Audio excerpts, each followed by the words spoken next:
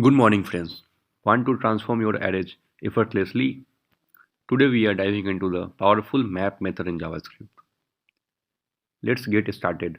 We have an array of numbers and we want to double each number instead of using a loop. So we will use the map method, which is fast, clean and effective. We have created a variable double and we will use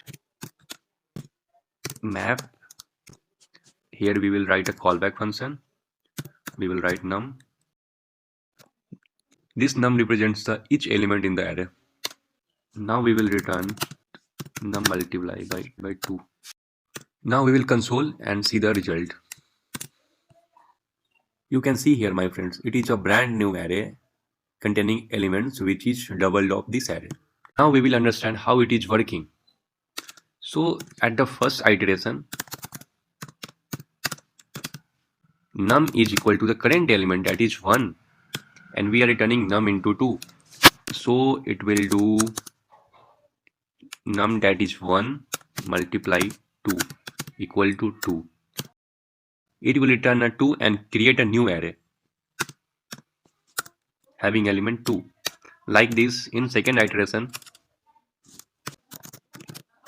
num is 2 and we have to multiply with 2. So it will return 4 and it will add into the array. In iteration 3, it will multiply the current element, that is 3, with 2. It will return 6 and it will add into the existing array, that is 2, 4 and 6, and like that, so on.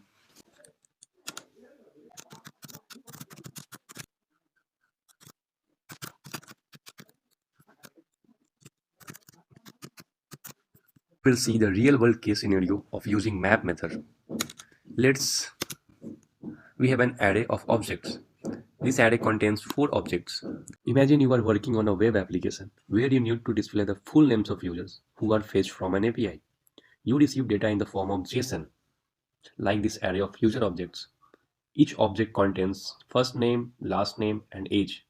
But you really need to combine the first name and the last name into a single full name for each user. This is where the map method comes into the play. See this? Now we have written a function find full names. It will take a parameter users. Now we have to return users dot map. We have to write a callback function user, each user. It will represent each user. Now we have to concatenate the user first name with the user dot last name, but we also have to give a space between this, so we will have to add a space. Now it is good. Now we will console it and see the output is getting right or not. Console.log. We will call the function and pass users as an argument. Now we will run it and see the output. Here we get the array of full name of the users. Now let's break down this line. Users.map goes through every user object. We are extracting the first name and the last name and joining them together, space in between, creating a full name like array having Harsh Raj or like Ritik Raj. Notice that map does not modify the original array. Instead, it creates and returns a new array with the transformed data. Now we will also see the real world use cases.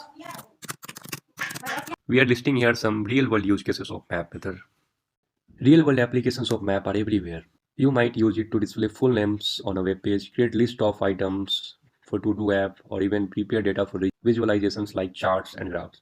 Essentially, anytime you need to transform an array of data into a new format. Well, it is non-destructive, meaning it does not alter the original array. It also an incredibly clean and readable code, which makes your code easier to maintain and understand. You can use map to transform data in any way you like, whether you need to extract a specific property, calculate a value, or combine multiple properties. Map is perfect for the job.